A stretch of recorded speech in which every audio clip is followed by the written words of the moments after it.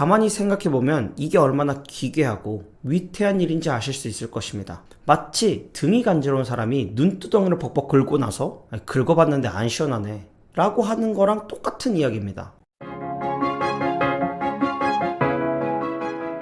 다들 들어보신 소리로 시작하겠습니다. 그런데 제발 잔소리, 뻔한 소리로 듣지 않으셨으면 좋겠습니다.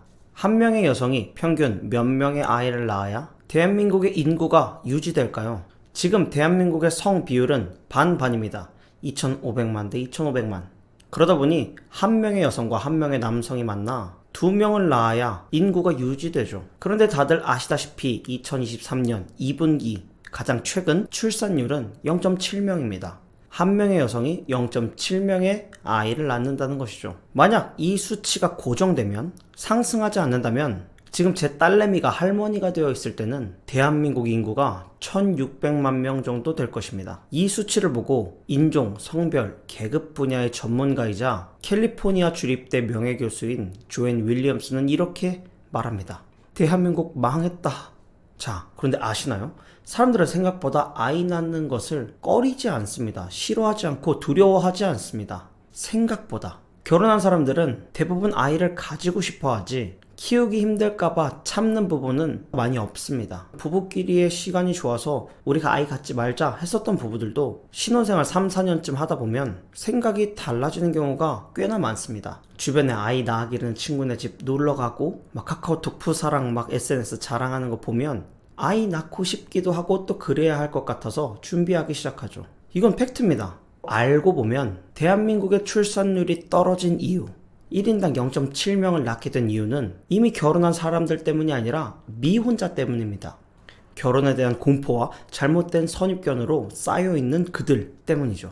왜 이렇게까지 이야기하냐면요. 최근에 밝혀진 한 조사 결과에 따르면 대한민국의 청년 남성 그중 43.8% 그리고 여성의 28%만이 결혼에 대해 긍정적으로 생각한다고 합니다. 그런데 우리 결혼은 하지 말고 같이 살자라고 이야기하는 비혼 동거, 이 비혼 동거에 찬성하는 비율은 80%나 된다고 하죠. 이 말은 다시 말하면 아직 결혼하지 않은 사람들이 결혼 그 자체를 엄청나게 싫어하고 두려워하고 꺼리고 있다라는 말입니다. 결혼은 싫고 같이 살고는 싶어, 이 말이니까요. 가만히 생각해보면 이게 얼마나 기괴하고 위태한 일인지 아실 수 있을 것입니다. 마치 등이 간지러운 사람이 눈두덩이를 벅벅 긁고 나서 긁어봤는데 안 시원하네 라고 하는 거랑 똑같은 이야기입니다. 결혼을 해야만 느낄 수 있는, 결혼을 해야만 알 수 있는 것들이 있는데 결혼과 맥락이 전혀 다른 동거 또는 인터넷 매체가 떠드는 남들의 각색된 이야기로 마치 결혼 생활 이미 다 한 것처럼,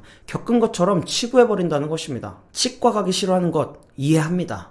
어렸을 때 엄마가 돈가스 사준다고 해서 그냥 뭣도 모르고 따라갔다가 막 손발 다 묶이고 잇몸에 주사 맞고 아프고 무서운 그 경험 있으면 어른이 돼서 치과 가기 싫고 무서운 거 이해한다는 것입니다. 직접 경험했으니까. 그런데 또 과거에 직접 경험했다고 해도, 그게 끔찍했다고 해도 그 상태가 변하지 않는다? 이것은 사실이 아닙니다. 다 아실 겁니다. 어른이 되어가면서 치과는 억지로 가는 게 아니라 필요해서 돈 내고 찾아가는 곳이 되고, 어렸을 때 먹고 체했던 콩나물국은 어른이 돼서 먹으면 훌륭한 음식이 되기도 하죠. 다시 알아가는 것의 유용함, 시기에 따라 달라지는 경험들 다 잘 알면서 왜 결혼은 직접 해보지도 않고 판단하냐는 말입니다. 수많은 청년들이 연애 예능 프로그램 보면서 내가 이래서 연애 안 함, 내가 이래서 결혼 안 함, 이렇게 얘기하고, 우리 아이가 달라졌어요, 금쪽이 같은 막 엄청난 아이들이 나오는 프로그램을 보면서, 그 자극적인 프로그램을 보면서 내가 이래서 애 안 남,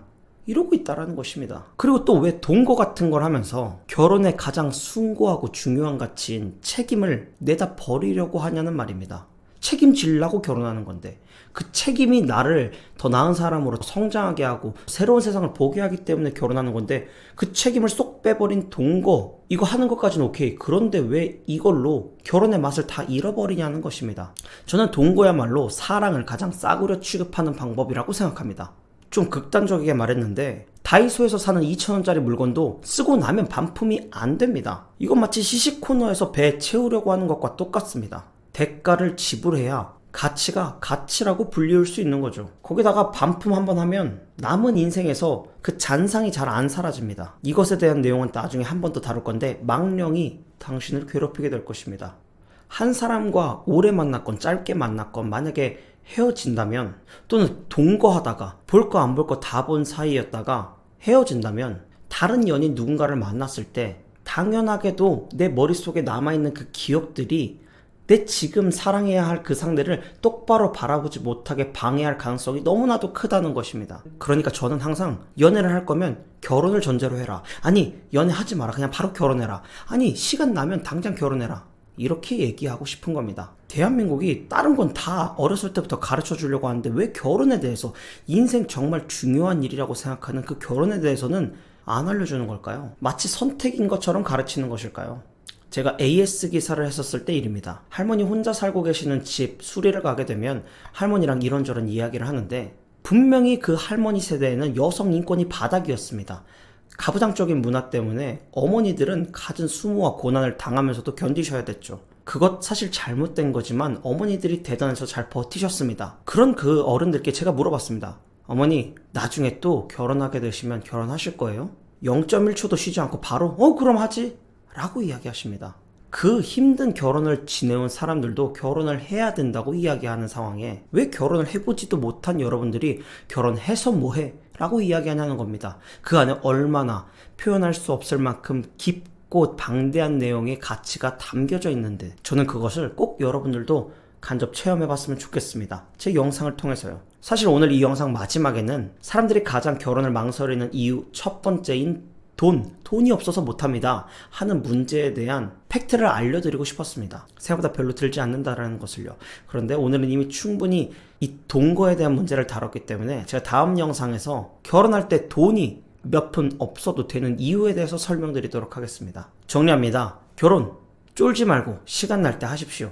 알을 깨고 나오면 새로운 세상이 당신을 마주할 것입니다. 이혼하고 이런 거 겁내지 마십시오. 뭔 겁들이 이렇게 많습니까? 일단 들어와 보십시오. 깜깜한 골목길이 무서운 것처럼 불안은 무지로부터 옵니다. 저는 당신이 꼭 필요한 지식과 지혜를 얻어 인생의 평안을 누리시길 원해 오늘도 영상을 찍었습니다. 여기까지 들어주어 고맙습니다. 안녕.